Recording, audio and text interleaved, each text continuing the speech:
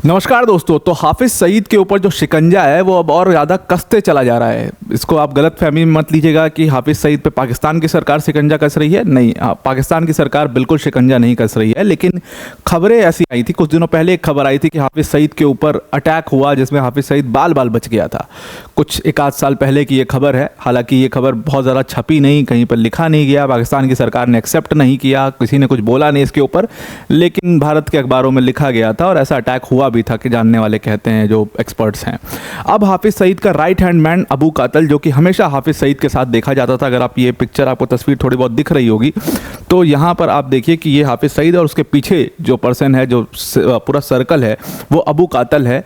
और इस अबू कातल को पाकिस्तान में मार गिराया गया है। पाकिस्तान की सरकार ने नहीं मारा है, पुलिस ने नहीं मारा है, क्योंकि उनके लिए तो ये पूरा उनके लिए तो ये एक बहुत अच्छे लोग हैं जो कुछ अच्छा काम कर रहे हैं, पूरा सिक्योरिटी वगैरह प्रोवाइडेड थी इसको। लेकिन कुछ अननोन लोग, गनर्स वहाँ पर पहुँचे और उन्होंने ओपन फायर, बर्स्ट फायर किया और उसमें अबू कातल और उसके साथ जो गार्ड प्रोवाइडेड था सरकार द्वारा, वो तुरंत मारे गए, ऑन द स्पॉट मारे गए। अब ये अबू कातल कितना बड़ा सरदर्द था इंडिया के लिए, भारत के लिए कितना बड़ा सरदर्द था, ये आप अभी इस पूरे वीडियो में समझ जाएंगे। हाफिज़ सईद जो कि 26/11 का मास्टरमाइंड था, लश्कर तैयबा का सरगना था, समझ लो लश्कर तैयबा का हेड तो है हाफिज़ सईद, लेकिन अब ये बहुत बूढ़ा हो चुका है, is not good at everything. तो इसको चाहिए ऐसे कमांडर्स। उनमें से एक कमांडर हुआ करता था अबू कातल, और एक तरीके से लश्कर को जो रिसेंटली पूरा रिवाइव करने की कोशिश जम्मू कश्मीर में हो रही थी, वो यही व्यक्ति कर रहा था। कई सारे अटैक्स में इसका सीधा सीधा नाम था और इसको NIA को बहुत लंबे समय से अबू कातल की तलाश थी। अब फाइनली सांसें ली जा सकती हैं, क्योंकि ये अब मारा जा चुका है। डिटेल में समझते हैं कौन था अबू कातल, कहाँ कहाँ पर इन्वॉल्व था और इसका क्या इंपैक्ट होगा लश्कर तैयबा पे या हाफिज़ सईद पर। वीडियो में आगे जाने से पहले एक छोटी सी अनाउंसमेंट है अनअकैडमी टीम की तरफ से कि अगर आप UPSC CSC प्रीलिम्स 2025 का एग्ज़ाम दे रहे हैं तो अनअकैडमी के साथ आकर के आप रिवाइज़ कर सकते हैं अपने पूरे सिलेबस को। ये MCQ प्रैक्टिस कोर्स है जो कि इंडियन पॉलिटी से स्टार्ट होगा। 20 मार्च को ये कोर्स स्टार्ट होने वाला है। इसमें हम लगभग 300-350 क्वेश्चन आपके साथ डिस्कस करेंगे। ये वो क्वेश्चंस होंगे जो उन टॉपिक से बने हैं जो बहुत चांसेस आपके एग्जाम में आने के लिए तो न्यूज़ में रहे हैं, या तो उसमें कुछ रिसेंट डेवलपमेंट आया है, या वो बार बार उससे अलग अलग डायमेंशन से क्वेश्चन पूछे जाते हैं। तो इंडियन पॉलिटी मेरे द्वारा डिस्कस किया जाएगा। 20 मार्च से ये कोर्स स्टार्ट है। डिस्क्रिप्शन में इसकी लिंक है, देख सकते हैं आप। और सबसे बड़ी अनाउंसमेंट, 23 मार्च को सुबह 11 बजे और शाम को 5 बजे अनअकैडमी का Unacademy civil services championship test यानी कि UCSC होने जा रहा है। इसमें आप बहुत बड़े रिवॉर्ड्स जीत सकते हैं। आप IPL box tickets, iPad, Samsung tablets, ये सब जीत सकते हैं। प्लस इसके साथ साथ ध्यान में रखिएगा कि इस बार अगर आप अच्छा UCSC में परफॉर्म करते हैं तो आपको 100% तक भी स्कॉलरशिप यहाँ पर मिल सकती है। डिस्क्रिप्शन में लिंक है, उस पर जाकर के आप रजिस्टर कर दीजिएगा, क्योंकि सीट्स इस बार लिमिटेड हैं इसके लिए और अवार्ड्स बहुत बड़े हैं। अब आते हैं अपने टॉपिक के ऊपर वापस। तो अबू कातल, जैसा कि मैंने आपको बताया कि हाफिज़ सईद का बिल्कुल राइट हैंड मैन माना जाता था। उसके साथ हर जगह पर दिखाई देगा आपको, चाहे वो कितनी तकरीरें कर रहा है, चाहे वो कहीं भी जा रहा है, तो वहाँ पर अबू कातल जरूर मौजूद होगा। उसको सैटरडे को रात को मार दिया गया और मारा गया जब इसने कई सारे जम्मू कश्मीर में कई सारे टेररिस्ट अटैक जो हुए थे उसमें सीधा सीधा रूप से अबू कातल का नाम था। लश्कर तैयबा का की ऑपरेटिव माना जाता था ये जम्मू एंड कश्मीर या POK के एरिया में, जो वहाँ पर कोटली डिस्ट्रिक्ट वगैरह है, उसमें ये काफ़ी एक्टिव था और इसको माना जाता था कि बहुत सारे आतंकवादियों को ये बॉर्डर क्रॉस भी करवाने में काफ़ी इसने काम किया है। फिर ऑपरेशंस को प्लान करना, उनको एग्जीक्यूट करना, वो सब काम इसका था अबू कातल का। और लश्कर को दोबारा से रिवाइव करने की कोशिश जम्मू कश्मीर में ये कर रहा था। उसको मार गिराया गया है। वो अपने एक पूरे, जो उसका एक्चुअल में जो रियल नेम है उसका नाम है ज़ियाउर रहमान, और वो अपने सिक्योरिटी गार्ड के साथ झेलम एरिया में ट्रेवल कर रहा था और ट्रेवल कर रहा था। उसी दौरान कुछ अननोन गनमैन्स आते हैं और उसके ऊपर गोलियां चलती हैं, बर्स्ट फायर होता है, 15-20 राउंड की फायरिंग होती है। अबू कातल और उसके साथ साथ उसका सिक्योरिटी गार्ड दोनों ऑन द स्पॉट तुरंत मारे जाते हैं। और ये अटैक सीधा सीधा अटैक है हाफिज़ सईद के ऊपर।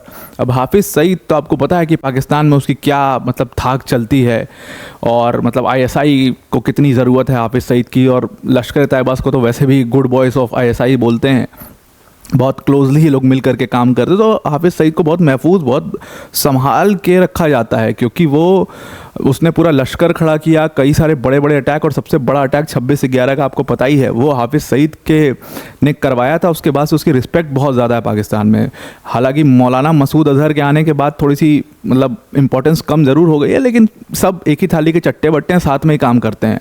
तो हाफिज़ सईद के ऊपर सीधा सीधा इसको माना जाएगा कि उसके ऊपर ये अटैक किया गया, क्योंकि उसका राइट हैंड को सीधा यहाँ पर मार दिया गया। तो ज़ियाउर रहमान उर्फ अबू कातल को कई सारे अटैक्स में इसका नाम था। सबसे बड़ा अटैक जो इसने किया था राजौरी में किया था, पुंछ में कई बार अटैक कर चुका, रियासी में जो भी रिसेंटली बस के ऊपर अटैक, उसमें भी इसका नाम रहा।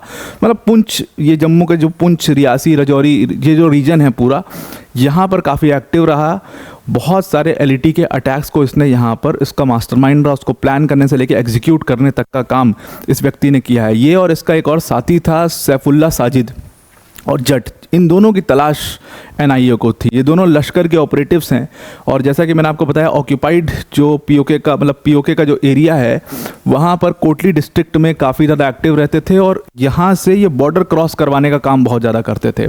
उसके बाद कई बार ये भारत में घुसा है, 2000, 2002, 2003 तक ये रहा है इंडिया में, फिर वहाँ से फिर वापस चला गया है इस तरीके से। लेकिन ये रहने वाला तो पाकिस्तान का ही था और पाकिस्तान में ही इसका जन्म हुआ है और फिर आकर के ये इंडिया में बस गया था। इंडिया मतलब जो अभी इलीगली ऑक्यूपाई किया पाकिस्तान ने जिस रीजन को, वहाँ पर आकर के ये बस गया था और वहाँ पर ही ये पूरा एलईटी के कैंप वैम्प को मैनेज करता था, ट्रेनिंग दिलवाना, लड़कों को, नए लोगों को हायर करना, प्लान करना ऑपरेशंस, उसमें इसका नाम आता था। सबसे बड़ा जो नाम अभी रिसेंटली आपने देखा होगा इसका आया, वो आपको याद होगा, शिवखोड़ी टेम्पल से एक बस आ रही थी पिलग्रिम्स को लेकर के, और ये शिवखोड़ी टेम्पल से बस जब आई और एक रियासी डिस्ट्रिक्ट बीच में पड़ता है, उसी रियासी डिस्ट्रिक्ट में अभी 2024 की घटना है, जून 9 2024 की घटना है और इसको कवर भी किया था मैंने। तो उस बस के ऊपर अटैक कर देते हैं कुछ आतंकवादी और उस अटैक में 9 जो लोग होते हैं, 9 जो पूजा करके वापस आ रहे थे लोग, उनकी जान चली जाती है। लगभग 41 लोग इसमें घायल भी हो जाते हैं और इसी के बाद एनआईए ने इसको नामजद किया। मुख्य रूप से माना गया कि इसमें अबू कातल का कहीं ना कहीं हाथ है और अबू कातल और लश्कर का काम है ये रियासी बस अटैक। तो इसके बाद से ही इसकी तलाश जारी थी, बिल्कुल सर दर्द बना हुआ था ये, क्योंकि ये रिवाइव करने की लश्कर को कोशिश कर रहा था। अब आपको अगर पता हो इतिहास थोड़ा सा आतंकवाद का भारत में, तो लश्कर तैयबा ने 26/11 किया और उसके बाद से इतना स्ट्रिक्ट उनके ऊपर शिकंजा कसा गया कि लश्कर तैयबा को बहुत कुछ बचा नहीं इंडिया में। अब पाकिस्तान के पास खुद ही नहीं बचा था तो वो लश्कर का क्या ही होता। तो और लश्कर को बहुत ज़्यादा फंडिंग बाहर से नहीं होती है, वो वहीं से होती है, सरकार से, लोकल से, वहीं से फंडिंग होती है उनको जो होती है। तो ज़्यादा कुछ उनका इंडिया में बचा नहीं। और मौलाना मसूद अजहर के आने के बाद जो मतलब पूरा लश्कर का जो अपना एक मतलब जैश ए मोहम्मद जो था वो ज़्यादा कारगर साबित हुआ, वो ज़्यादा अटैक कर पाया। तो उसके बाद इंपॉर्टेंस ज़्यादा जैश ए मोहम्मद को मिलने लगी। लश्कर जो है वो साइडलाइन लगातार होने चला गया और हाफिज़ सईद भी बूढ़ा हो गया था तो उतना वो एक्टिव नहीं रह पाता था, उतनी तकरीरें नहीं कर पाता था। मौलाना मसूद अजहर ज़्यादा सीजन था, ज़्यादा तकरीरें करना, मतलब जगह जगह से फंडिंग जुटाना, फॉरेन फंडिंग बहुत ज़्यादा करना, तो इसलिए लश्कर जो है वो थोड़ा सा साइडलाइन हो गया था। तो अबू कातिल वॉज द की मैन जो लश्कर को इंडिया में फिर से एक्टिव करने की कोशिश कर रहा था। ये अटैक उसका एक एग्जाम्पल था। इसके पहले राजौरी में 2023 में डांगरी विलेज पड़ता है, वहाँ पर आईडी ब्लास्ट हुआ था, या आपको ध्यान होगा, हमने इसको भी कवर किया था और उसमें 7 लोगों की जान चली गई थी, इसमें 2 बच्चे भी शामिल थे। तो रिसेंट जितने ये अटैक हुए हैं, इसीलिए इसमें कहा जा रहा था कि इसमें जैश ए मोहम्मद का बहुत ज़्यादा हाथ नहीं है इन अटैक्स में, इसमें कहीं ना कहीं इसका बहुत लश्कर तैयबा का अटैक। और लश्कर तैयबा का जब पूरा अटैक उनका नाम आया बाद में, तो सिक्योरिटी एजेंसीज भी काफ़ी शॉक्ड हो गई कि मतलब लश्कर का तो सब कुछ खत्म हो गया था, उसके तो सारे ऑपरेटिव्स भी हमने मार गिराए थे, फिर ये अचानक से कहाँ से अटैक शुरू हो गया। तब अबू कातिल का नाम शुरू आया सामने कि ये पूरे लश्कर के जो पूरा नेटवर्क है उसको दोबारा से रिवाइव करने की कोशिश कर रहा है। और लश्कर और उसके बीच में जो मेन ऑपरेटिव्स होते हैं, उनका जो हैंडलर्स होते हैं, उनके बीच में सबसे मेन लिंक अगर कोई था तो वो अबू कातिल ही माना जाता था, वही सबसे मेन लिंक था। तो नए लोगों को हायर करना, फिर उनको बॉर्डर क्रॉस कराना, उन तक हथियार पैसे पहुंचाना और उसके बाद उनको वहाँ पर सेटल कराना और उसके बाद उस पूरे क्या अटैक करना, उसको प्लान करना, उसको एग्जीक्यूट करना, ये सारे काम जो है अबू कातिल उसमें देखता था। और इसके साथ जैसे मैंने आपको बताया साजिद सैफ़ी और भी इसके कासिम करके जो ऑपरेटिव्स हैं, ये सब भी इसके साथ लगे रहते थे। तो ये 2-3 लोग थे जिनकी तलाश एनआईए को थी। लेकिन इतना ही नहीं, इसने यहाँ पर छोटे छोटे रेजिस्टेंस ग्रुप्स बना रखे थे कि भाई लश्कर को डायरेक्ट आकर के काम ना करना पड़े। जैसे पीपल्स एंटी फासिस्ट फोर्स है, द रेजिस्टेंस फोर्स है, टीआरएफ जैसे, ये सब भी इसने ही फॉर्म किए थे ताकि लश्कर और जैश ए मोहम्मद को सीधा आकर के काम नहीं करना है, वो सिर्फ रिस्पॉन्सिबिलिटी क्लेम करेंगे, काम ये लोग करेंगे, बैठे हैं, इनको हथियार पहुँच जाएंगे, पैसे पहुँच जाएंगे, ये काम कर देंगे वहाँ पर, और ये लगातार वहाँ पर एक्टिव हैं।